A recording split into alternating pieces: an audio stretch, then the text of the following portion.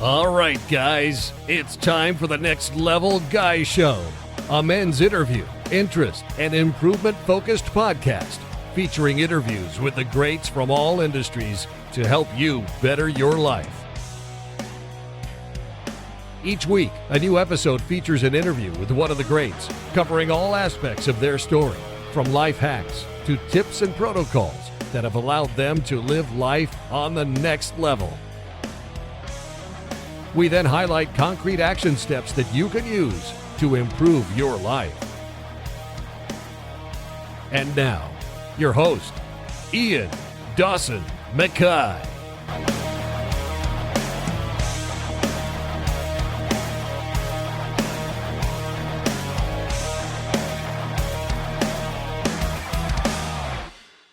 And today's guest is Nick Hutchison. Nick stands as a visionary force behind BookThinkers, a growing seven-figure marketing agency that seamlessly bridges the worlds of authors and readers. In just over 7 years, he's organically built a platform that reaches over 1 million people each month.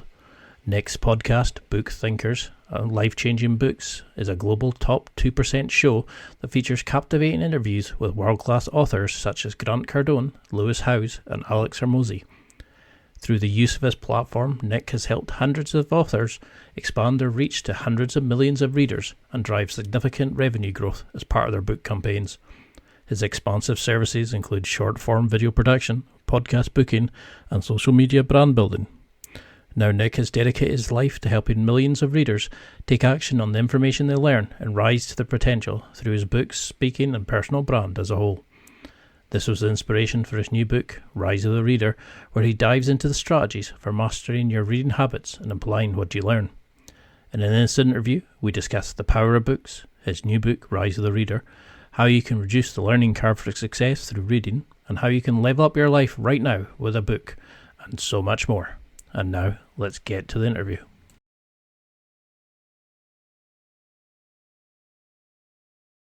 Thank you so much for coming on the show. Absolute pleasure to have you.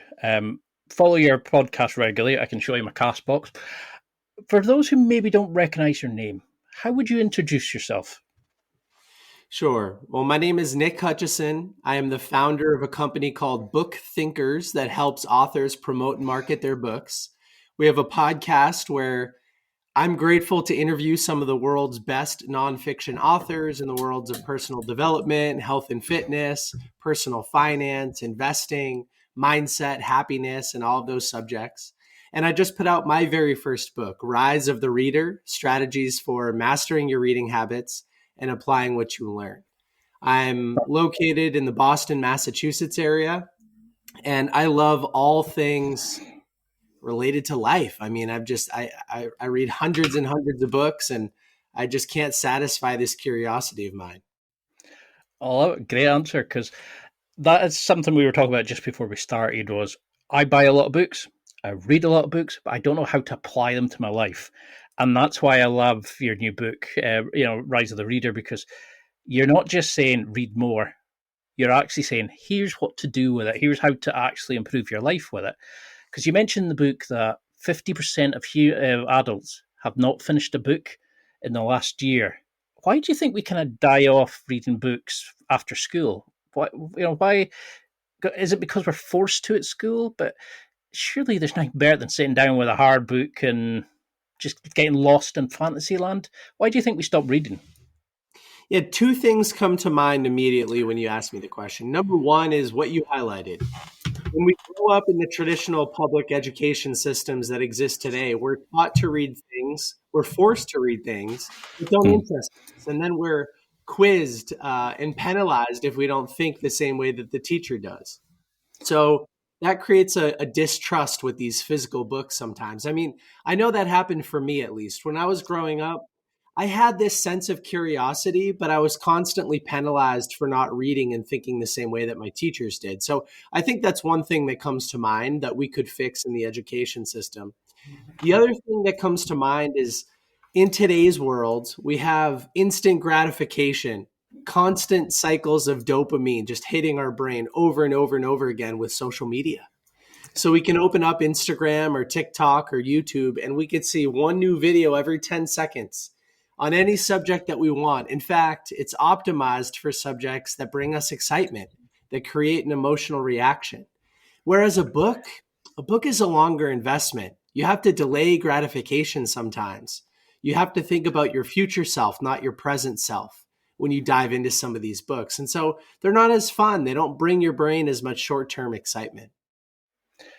So what do you think is the sort of the power of the book then? Is it that, because you've said in the book that the right book at the right time can change your life.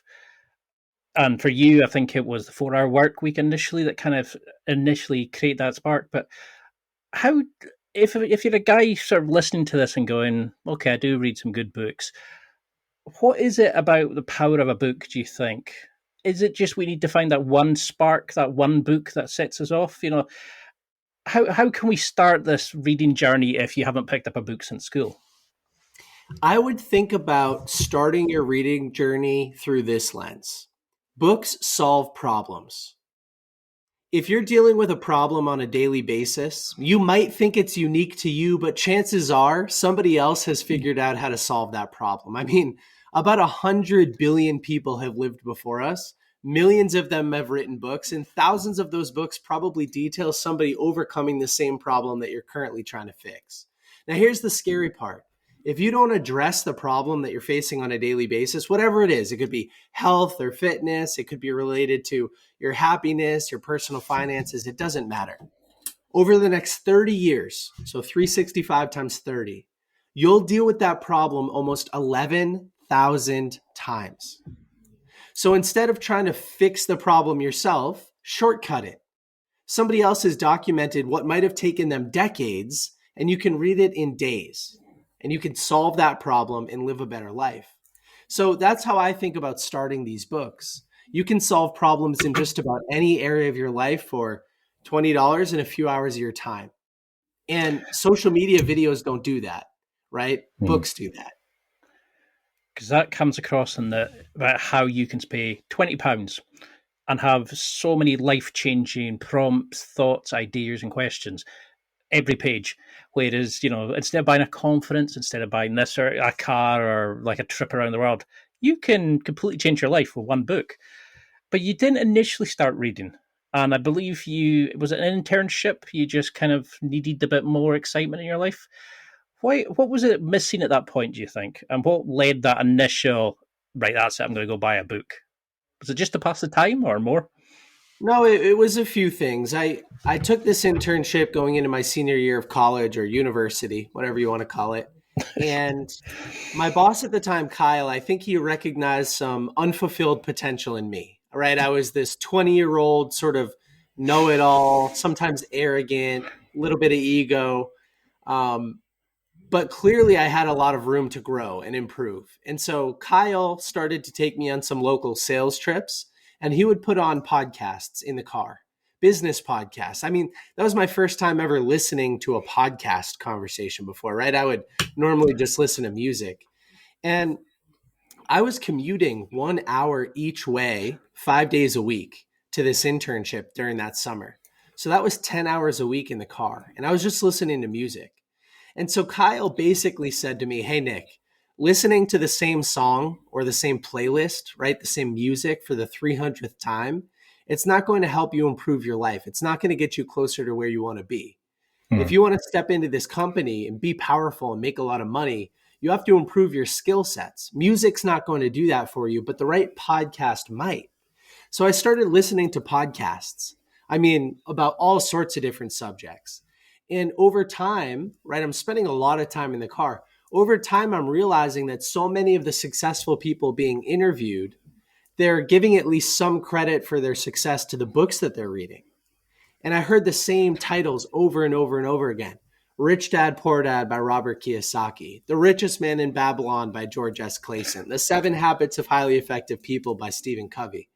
And I'm just realizing over time, like, if all of these successful people that I want to be like, at least at the time, financially successful people, we're all reading the same books and I'm not willing to read them, well, then I'm choosing to live under my own potential. And like, I don't know.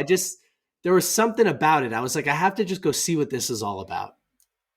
Because I really like that in the book, how you always refer to different books and how you show that the ideas that you're kind of using as your basis for transformation are kind of linked across them.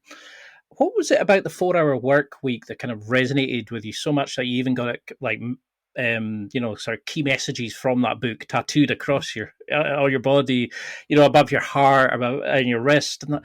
What was it, that initial spark? Do you think what made that first book that kind of wow?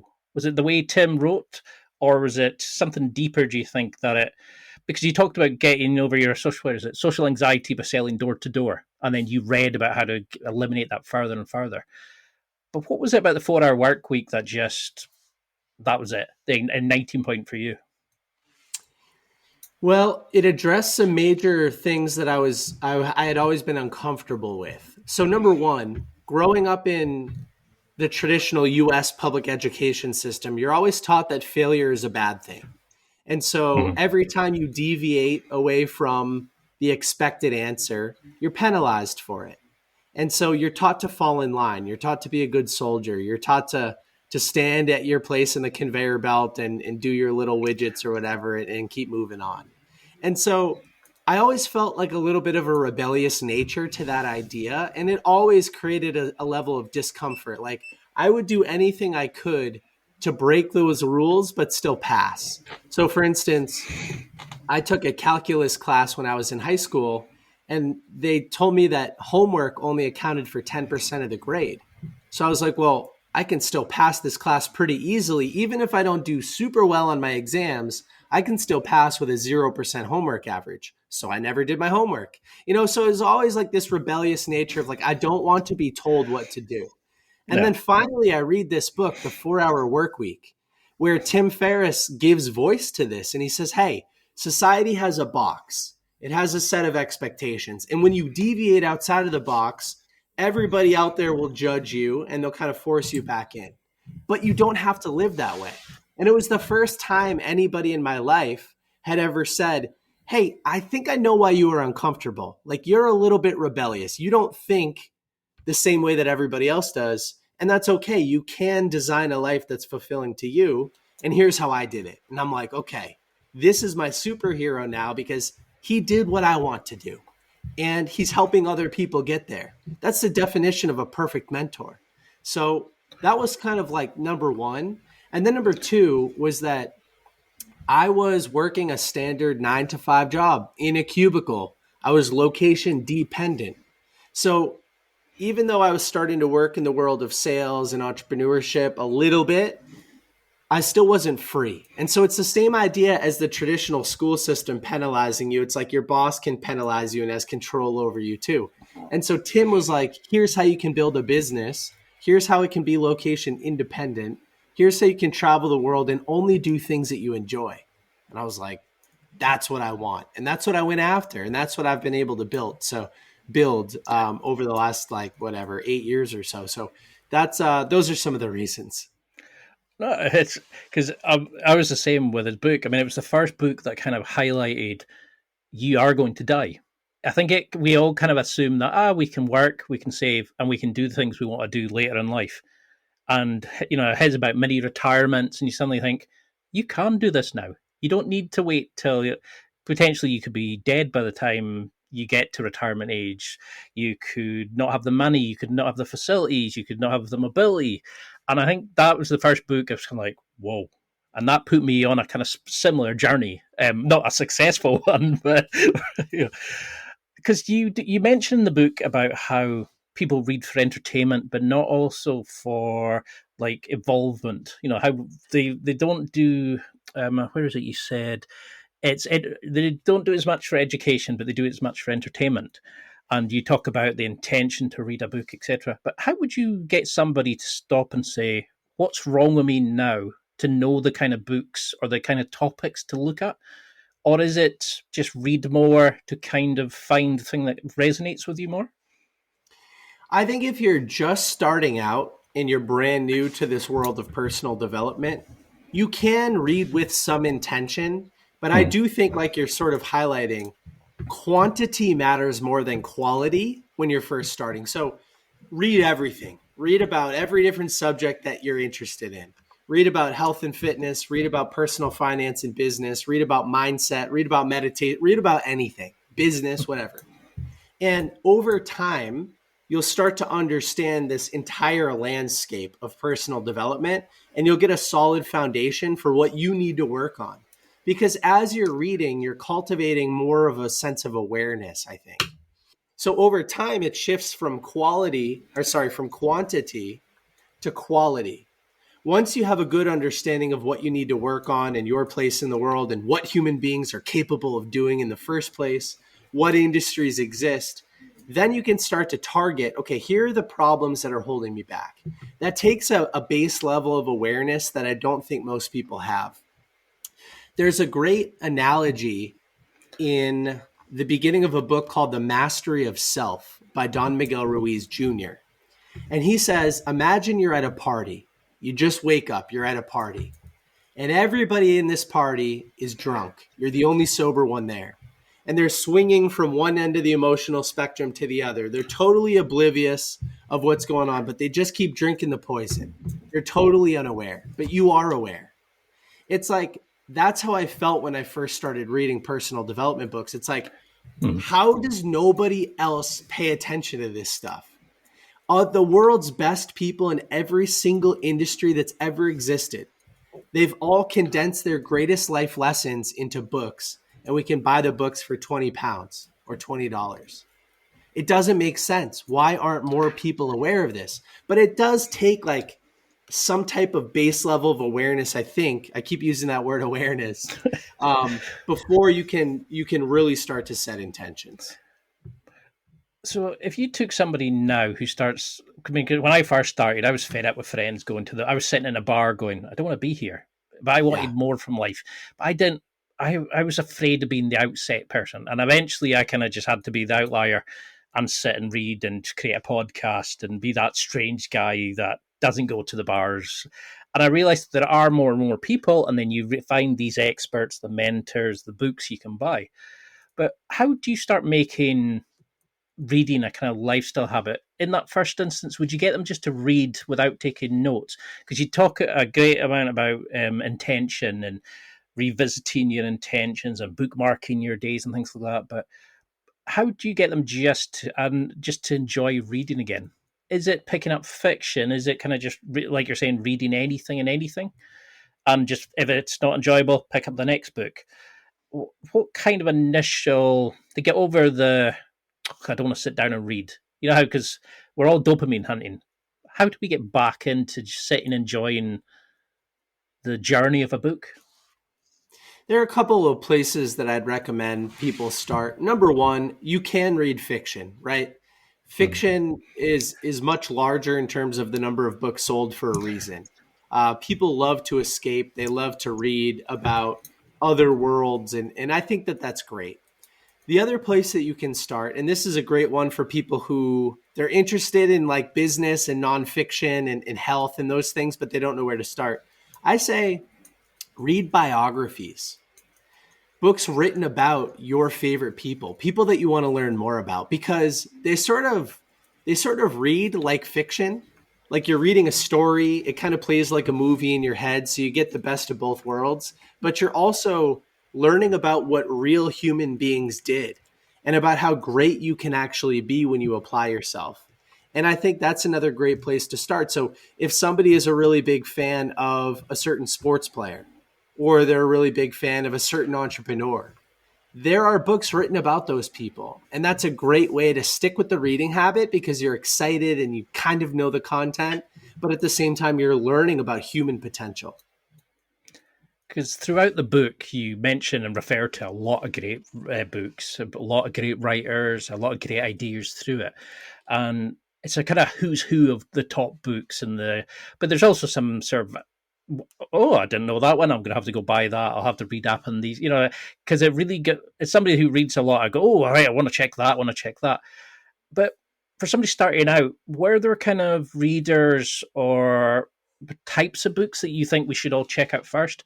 Like Tim Ferriss, Gary Vaynerchuk, like Nicholas Lavery, these kind of people who, obviously your book now, but what books do you think are kind of go-tos like Rich Dad, Poor Dad, 4 Hour Work Week, what are books we should all check out regardless of where we're starting from? Yeah, I think very basic books in every area of personal development or thinking can be essential. So, Rich Dad Poor Dad by Robert Kiyosaki is a great place to start for everybody because it teaches the importance of financial literacy. And you don't need to love money in order to see the value in money, right? We're all forced to play the game. We need to exchange money in some way, shape, or form for food, water, shelter. And here's the other thing: the more money you have, the more people you can help. You can be of service to more people. And so, a book like Rich Dad, Poor Dad, I think every person on the planet should read that book. I love The Compound Effect by Darren Hardy because it shows you that small steps in the right direction, repeated over a very long period of time, will lead to disproportionately positive outcomes.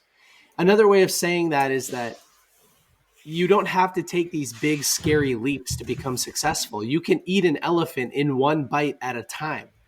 No matter how many times you read Aesop's fable, The Tortoise and the Hare, the tortoise always wins, slow and steady. And so for me, that book teaches 1% improvements in every area of your life. That's the magic sauce. So it's not intimidating. It gets you to take better action. I recommend too, like you said, The 4 Hour Work Week by Tim Ferriss. I think everybody should read that book because one of the core messages is that everybody is capable of designing a life that's fulfilling to them.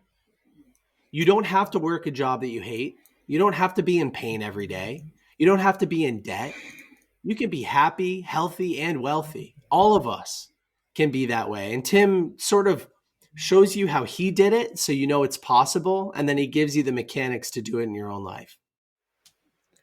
Because in your book, you talk about reading with intention, about the emotional, the deeper emotional intention that you have for something. And you give an example about how to set smart goals and how you found an area of your life you wanted to change and you did it. And I suddenly thought, I can't remember the last time I picked up a book because of a reason. I just picked up a book because I wanted to read. And it was kind of like, oh, I don't know if I do read with intention like that. So if somebody's reading a book just now and thinks, okay, I'm reading and I want to know about personal finance, I pick up, like Rich Dad, Poor Dad, for example. How would they start writing it with intention? How would they start using that philosophy when they approach a book rather than just passing time? They actually want to get some education from it. Yeah, I'll give a quick background story on this. So I started to attend conferences, like personal development type conferences, and I would go to these things and I would meet people and I would say, hey, why are you here? Like, what can I help you with? And they'd say, well, I don't know. I'm just kind of here to take notes and learn and improve my life. And it's like, people were just showing up. They were spending time and they were spending money, and that there was no specificity. They didn't even know why they were there. And then I started to realize the same thing happens with books. Like, just like you said, most of us, and by the way, this happened to me for a very long time. You just pick up books, like you see them on Amazon and you buy them, or you see them on Instagram and you buy them, or a friend gifts it to you and so you use it. But instead, if you start by setting an intention, like, I'm looking to improve my personal finances. So you look up the best personal finance books because you're tired of living with debt and barely making your credit card payments and impulsively spending. And you're just like, I want to get it under control. So you go on Amazon or whatever, and you find Rich Dad, Poor Dad, to use your example.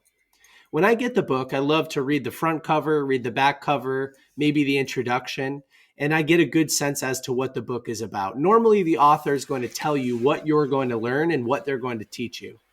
So in the case of Rich Dad, Poor Dad, maybe I would set an intention like this: find and implement at least 2 new financial management strategies or ways of thinking about money by the end of November. And that way, or December, or in December all of a sudden. So that way, you write that intention on the inside cover of the book. Find and implement at least 2 new money mindsets by the end of December. Mindset is a little bit tough because it's a little bit less of an action, but you're looking for 2 kind of aha moments in the book that you can start to think about and repeat and start to live. So write it on the inside cover. And every time you read another chapter of the book, revisit that intention. Find and implement at least 2 new money mindsets by the end of December. And eventually they'll just jump off the page to you because you're filtering for them all of a sudden. It's almost like you're sharing your goal with the book so that the book can share that information back with you. You'll just see it bright as day. Like, that's a money mindset I wish I had, such as poor people work for money and rich people have money work for them. That's a money mindset that's in Rich Dad, Poor Dad that you should start to adopt. Okay, I'm going to circle that. Maybe that's something I want to implement. At the end of the book, maybe you see 10 different money mindsets that you could implement. That's a lot. You're only looking for 2. So which 2 have the power to change your life? Which 2 brought the most like aha moment? Which 2 are so different from how you currently think that you think if you just start to repeat them on a daily basis, like a mantra or like an affirmation, you'll start to believe them and it could change everything for you. That's how you choose to implement a book like Rich Dad, Poor Dad, in my opinion. Oh, because how many times have we read a book, gone, that is the most life-changing piece of advice? 2 days later, you're like, what was it again? And I find that amazing that people don't use like Evernote and have like ways to kind of like mind map and all these sorts of things. And people kind of go, yeah, I read it. It was great. But I can't remember anything about it. I can't even remember a quote about it.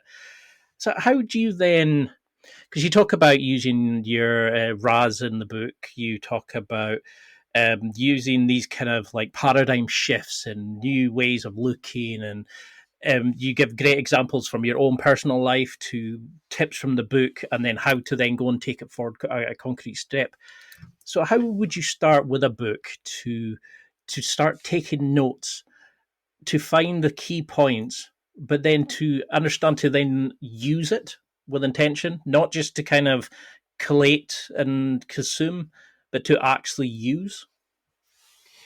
One of my favorite quotes, I wish I put it in the book, but the book was written before I discovered the quote. It's from Napoleon Hill, and it says, "Action is the real measure of intelligence."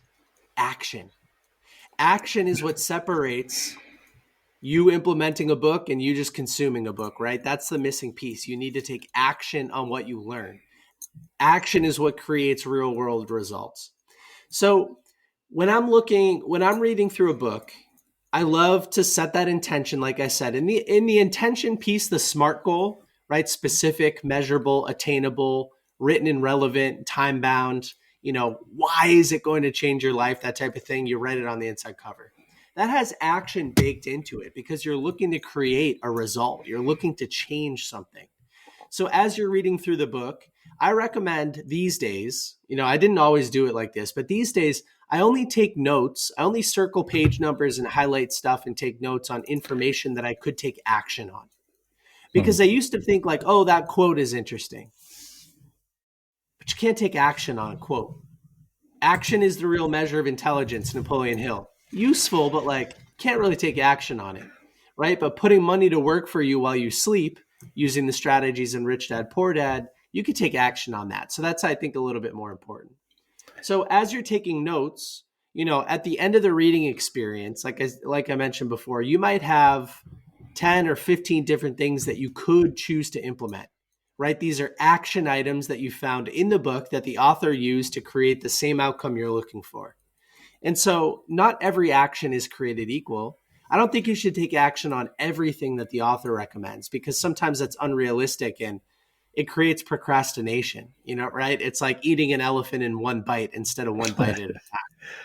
So what I do nowadays is I'll write down those 10 or 15 things that I found in the book. I'll rewrite them because repetition leads to retention.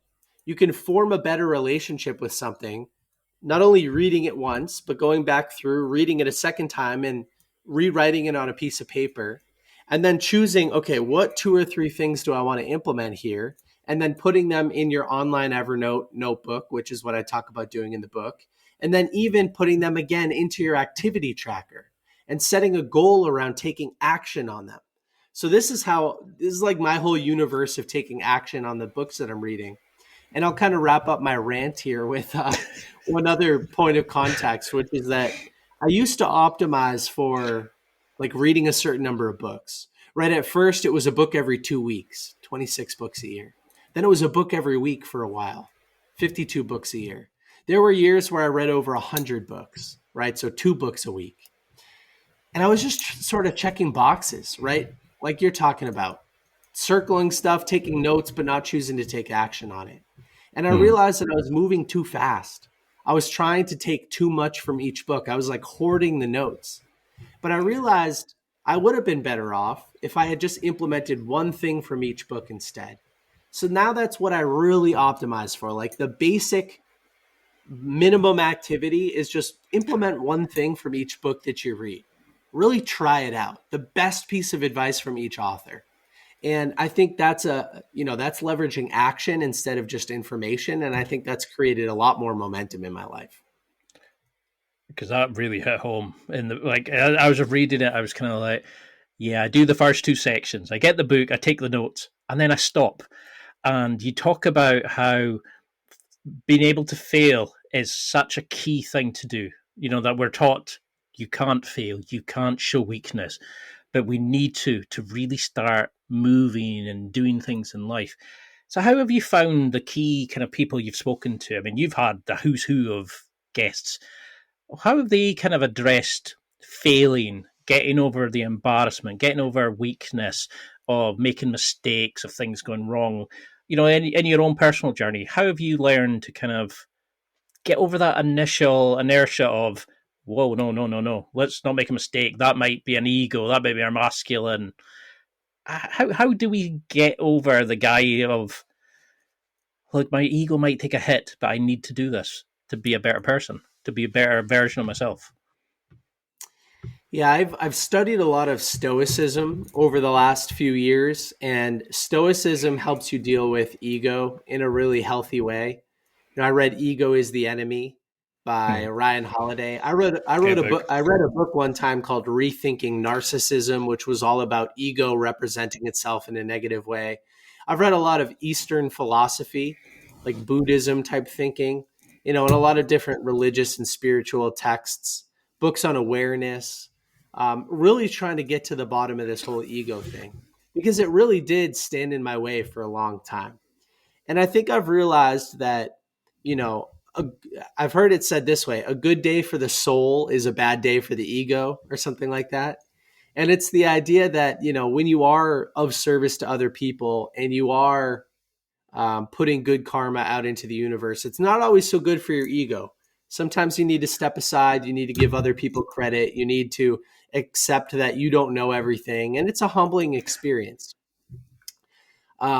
So yeah, nowadays, you know, I'm still always battling with my ego in one way, shape, or form, but I really do try to get out of the way and just do what's best for everybody in every circumstance. And that creates more awareness. And I'll tell you what, it takes more logic and less emotion. One of the biggest differences between me today and me a number of years ago is that I have more time to process inputs to my brain. Back to that word awareness. I used to just emotionally react from a place of ego every time something happened in my life. It was just like an automatic response. I think the masculine side of me, who desired control and would get a little bit aggressive, like it was just an automated response. But through all of the meditation, the mindfulness, the reading, the thinking, the journaling, all of it, now when there's an input to my brain, I can bypass the initial emotional response. It's sort of like subdued. I can process from a point of logic instead of emotion, and then I can react with more precision. Like I have more control over my reactions these days. So yeah, I mean, I think a lot about those kinds of subjects, and again, it's just a product of doing all of this work and improving emotional intelligence.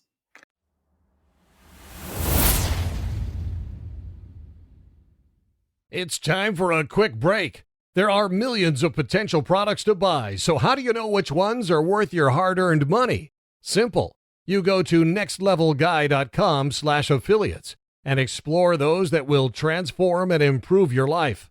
You'll find deals, listener exclusives, and special offers with some great companies. Recommendations are 100% honest and only on items Ian has tried or believes in. The companies showcased will make you a better man in all areas of your life. Simply go to nextlevelguy.com/affiliates and level up.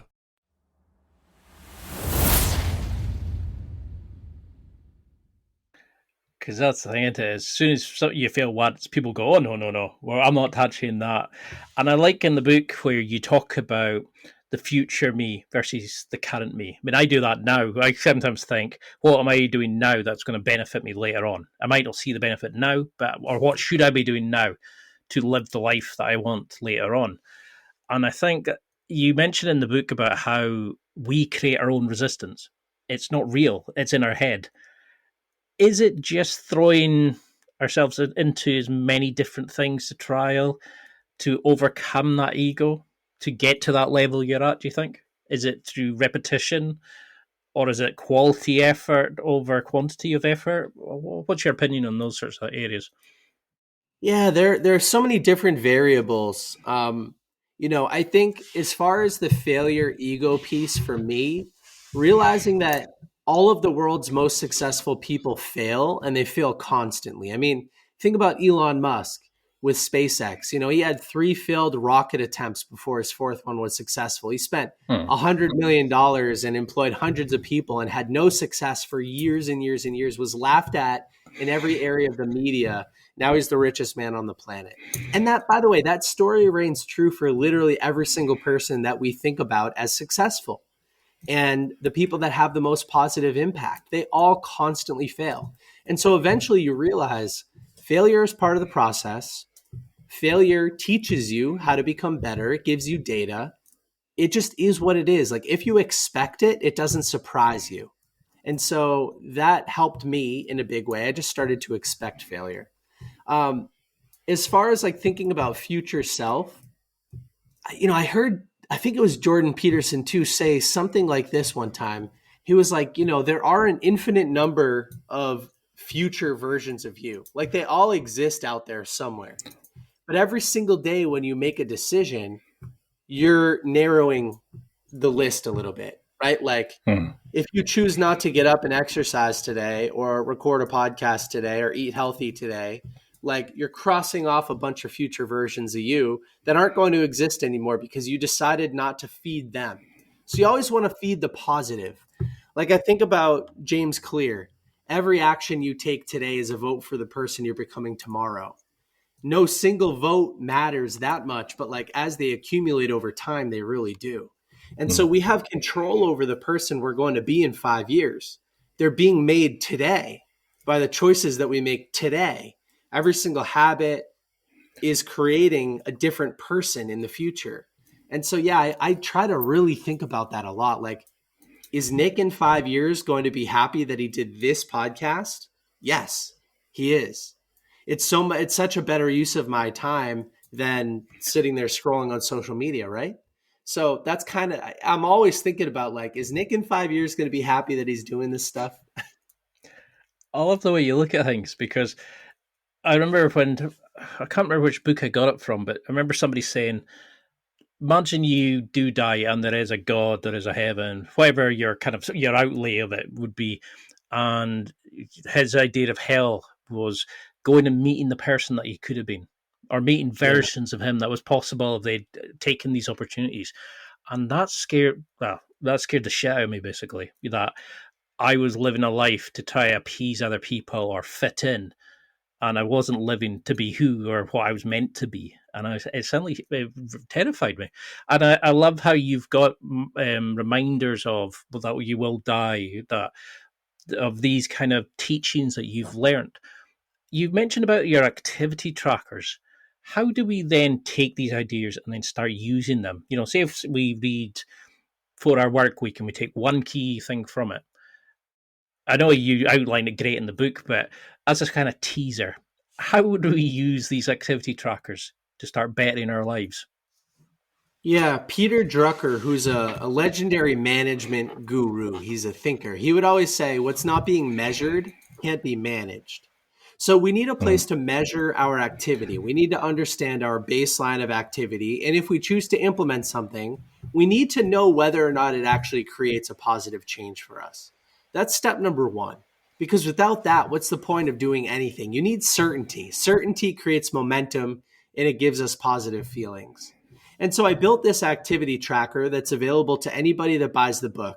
I put a link to a copy of it in there. And this activity tracker measures your activity on a weekly basis. You can set a goal like, hey, I want to try this thing out twice this week. And as you work throughout the week, you could put in all sorts of things related to health and fitness and personal finance and your goals in your business or your podcast or whatever. And as you read things from books, you're like, hey, I want to take action on Tim's idea of automating, delegating, or eliminating low impact activities. Great. Put that in the activity tracker as delegate something this week. Try it out. Hire a virtual assistant this week, whatever it's going to be. And then set a goal of 1. And now that's kind of one piece to the puzzle is you need a place to keep it measured. The other thing that I have found very helpful is building an accountability group with some motivated people in your life, meeting with them on a weekly basis and reviewing your activity tracker with them. And you could say, hey, I read this great thing in the 4-hour work week. I'm going to hire a virtual assistant this week on Upwork or some other website. And I'm going to try to delegate something to them because I want to create more time in my life and I don't want to do this admin stuff anymore. Tim told me I could do it. Tell your group. And the next week when you show up, you say, hey, I failed and I need help. I need you guys to hold me accountable. I want to try it again this week. Make sure by Monday afternoon I signed up for Upwork or whatever it is. Or you show up and you say, hey, I tried this out. It was way easier than I thought. I don't know why I'd never tried this before. Now I'm going to set a new goal for this week to delegate 10 more things on my calendar, right? And so having that accountability group as a place to share your ideas and build momentum is really important. And then having the activity tracker as a place for your whole team, all of your buddies to see what you're working on and for you to measure your activity, I think that's the other piece to the puzzle. So that's how I choose to implement the things from the books I'm reading. Because I love how in the book you talk about your success buddies, this group that you've created and how we should be creating these groups. And other people have talked about how, like you have to have your tribe, you have to have your like a certain army behind you. You can't do it on your own kind of thing. How do you find the people that fit in? Because a lot of guys maybe in our positions think, I'm not the guy that goes to the club. I'm not the guy that goes out, try to pool birds and all this kind of nonsense. I want to just be better in my work, be a better partner, whatever it is. How do we find these people? Because we always feel like we're the only one on this journey. How do you find, how would you start building this accountability group, do you think? Yeah, hey, I can resonate with that. I mean, I felt like I was the only one for a very long time. And that's really why my entire company exists, because I wanted to start sharing the books I was reading on social media as a way to connect with like-minded people. So number one, I would challenge everybody to look at their list of friends and say, who's typically been the most motivated? Like, has anybody run a marathon or tried to run a marathon? Does anybody go to the gym regularly? Does anybody else read books like the books I'm reading? And if you can find somebody like that, I think it's a great place to start because that person knows you. And, there's that saying, you are the average of the 5 people you spend the most time with. Sometimes it's important to change those 5 people, but sometimes you can rise with them as a group as opposed to against them and replacing them. So call up that friend like, hey, I know a couple of years ago you ran a marathon or a half marathon. Is that something you would want to try again? Because I'm starting this accountability group and maybe I could hold you accountable to running again. Or, hey man, I know you go to the gym pretty often. I'm starting an accountability group. Can I hold you accountable to taking your gym to the next level? And you can hold me accountable to reading and we can talk about it on a weekly basis. Maybe buy them a copy of Rise of the Reader and gift it to them and see what they think. If you don't have anybody in your life like that, which is totally fine, I recommend going to the comment section of your favorite online influencer, like let's just say David Goggins, somebody like that, who really challenges people to be a better version of themselves. If you get in the comment section, you're going to find people who are just as motivated as you are.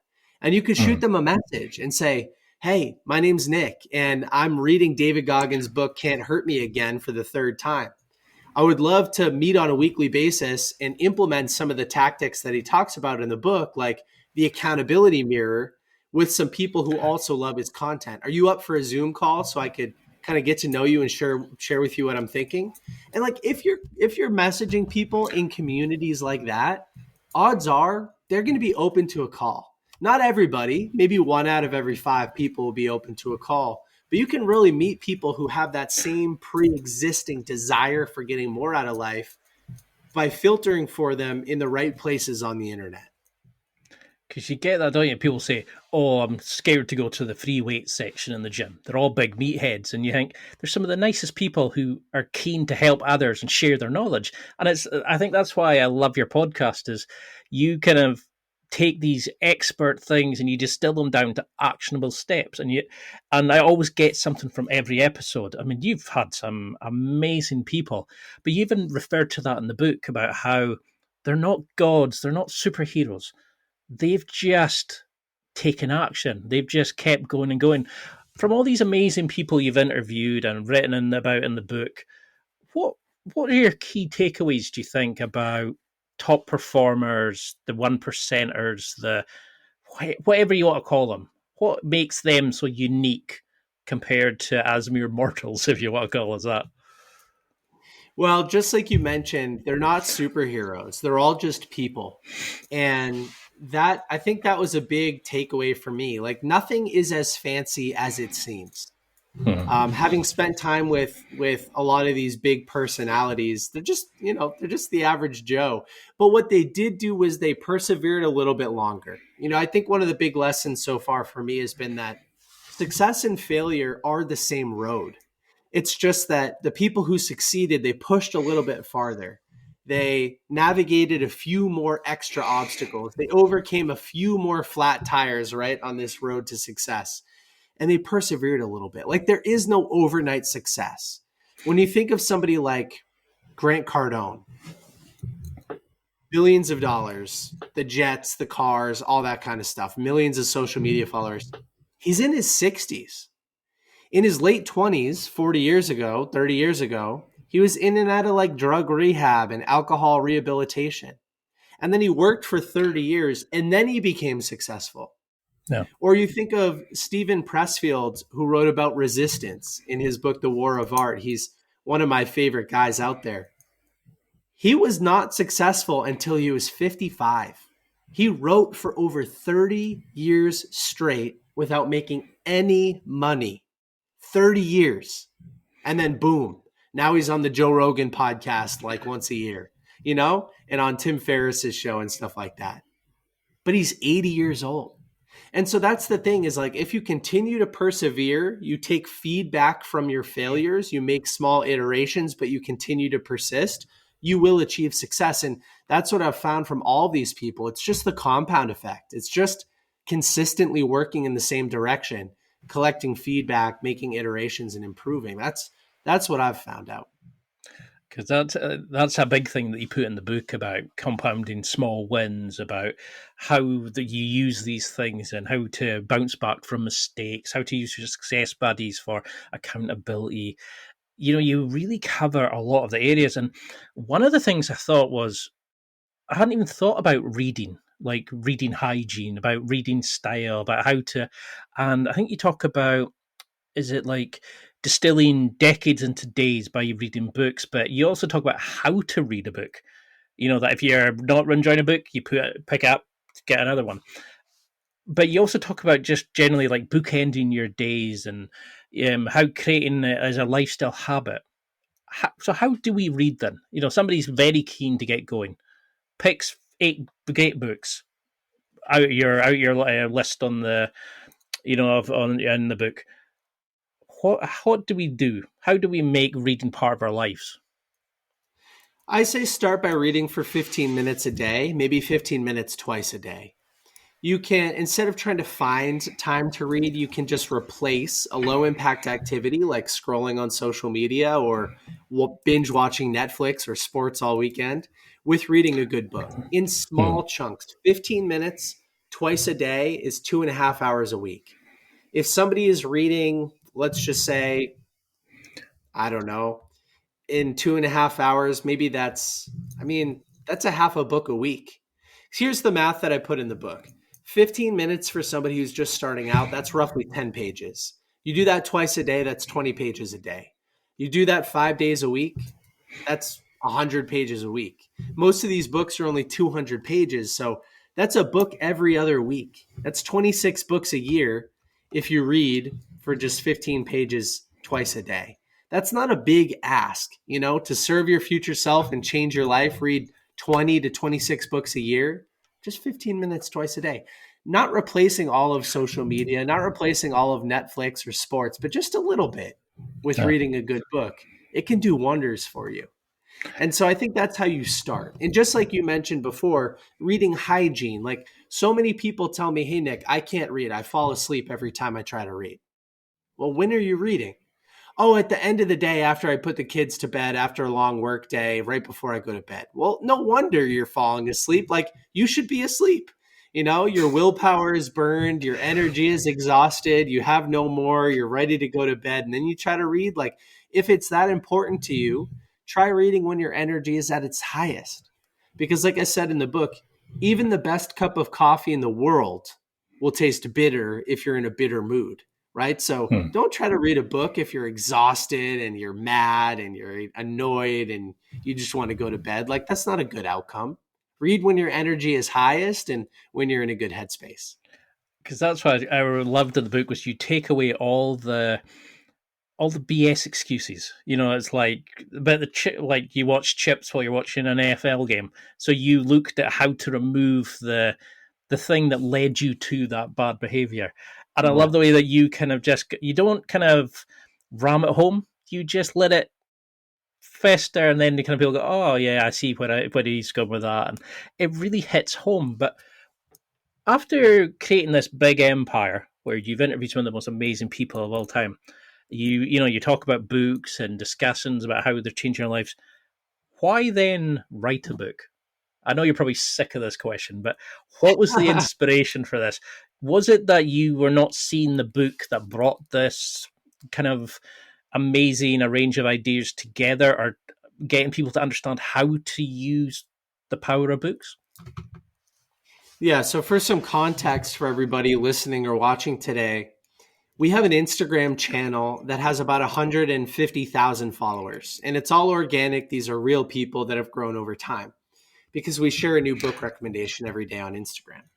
And so I've received hundreds and hundreds and hundreds of very similar questions like, hey, Nick, how do I choose the right book? Or, hey, Nick, how do I take better notes? Hey, Nick, what do I do with my notes? How do I retain more? How do I take better action? And so over the years, I'm responding to everybody as I do, right? I'm of service to everybody. So if somebody shoots me an Instagram DM, I'll shoot them back a voice note. If somebody types me an email, I'll type back a paragraph or two. But I felt like I was underserving the same people that I wanted to serve because I wasn't able to paint the full picture for a couple of reasons. Number one, the medium with which I was responding to people didn't really give me a long form opportunity to explain things. But then number two, like I had never actually done the dirty work of figuring out my own reading process. Like I'd never journaled it somewhere. I just did it. I wish there was a book. I wish somebody else had documented this entire experience because it would have saved me hundreds of hours of work. But because I didn't have another resource to point people to, like if somebody says, hey, Nick, I want to learn about fasting and diets, like where should I go? I have a book for that. But when people say, how do I choose the right book and how do I take better notes? I didn't have a book for that. So I wrote it. And it took me a couple of years. I started by like observing my own behavior. What the heck does Nick Hutchison do to take action on books? And I just started to figure out pieces of the process and, and organize it for everybody. So nowadays when people say, how do I do that? I just go, here's the book link. You know what I mean? Because you have this, I don't know how you, like a good technique, it's probably a clinical way of saying it, but of like just bringing the tips and the hacks out of the author, but not in a forced way. You kind of, you really just enjoy talking about books, and it's a pleasure to listen to. What do you think you've learned or grown as a person by doing the podcast and by writing this book? How has this changed the past Nick to this future Nick you are now? And what do you want the actions you're doing now to be the next step? Because you talk in the book about compounding your wins, about just continuously improving yourself and your own personal transformation. How do you want to keep growing this and developing yourself through your podcast, etc.? Yeah, it's a good question. I mean, Nick today versus Nick 10 years ago, I think the biggest differences are that I am more emotionally intelligent. I'm aware. I operate from a place of logic, not emotion. I've really developed the skill of empathy, like my ability to understand what somebody else is going through and then provide a solution, which is different than sympathy. Sympathy is feeling what other people feel, which I still have plenty of work to do on that. But empathy, understanding what somebody's going through and then being able to provide a solution, that brings me a lot of joy. I'm genuinely fulfilled when I help other people make progress. And so I love to be focusing on impact and helping other people. I'm a much better business person. Like my business has grown quite a bit, the agency that I run to help authors promote their books. We've got between full-time and part-time people now, we've got 10 people on the team, and everybody loves what they do. And it's such a fun environment to be a part of. And where I want to go next, here's the thing. I genuinely enjoy the passage of time. I love my life. I love everything that I do. I've automated, delegated, or eliminated anything on my calendar that takes energy away from me. I'm location independent. I just got married this year. We bought a house last year. Like life is amazing and I really enjoy it. So what do I want to do in the future? Like I want to do more of the same, just on a bigger level. I want to help more authors promote and market their books. I want to help more readers get connected with the books that are going to change their lives. I want to travel more. I want to build a family. I want to grow my team. But it's not so different than it is today. It's just a little bit more, you know? Because I'm trying not to be selfish. There's so many things in the book that I want to just dial into, but I know I have to kind of keep this general because I think there's so much joy, pleasure, and life-changing ability in this book. And I genuinely mean that. I mean, I did read every page.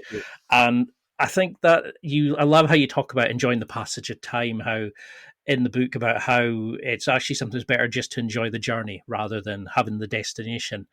But you do mention how reality is negotiable. You know, you've even marked your body with some of these messages. What do you want people to remember from this? I mean, I would love to have you back on and really go into deep stuff and really push stuff. But what would you want people to remember about, you know, because you said you can change your life in a year by just the power of books and how reality is negotiable, we can change it. For those listening, how can we use that philosophy going forward for our future selves? Well, and I do have a hard stop in 1 minute, so I'll be quick. One of the core messages in this book is that we are all capable of doing more, and we should do more. We should use the one life we've been given and live life to the fullest. Otherwise, we're going to end up regretting not having done more, not experimented more, not helped more people, not made more money, right? All of these things are important, not tested ourselves physically to see what we're capable of doing. And so the message of the book is this: we're capable of doing more. Books can help you become aware of opportunities to grow, but they can also provide you the skills to do more and get to the places you should go. And so read as much as you can, implement as much as you can. That's what life is all about. That's how I think about life. So that's a core message in Rise of the Reader. And Ian, I'm happy to come back anytime. And how can we keep in touch with you? What's the best ways to? The best place to go is BookThinkers on Instagram. And we put out new content every single day. From there are links in our bio. You can find our website. You can find information about the book and all that good stuff.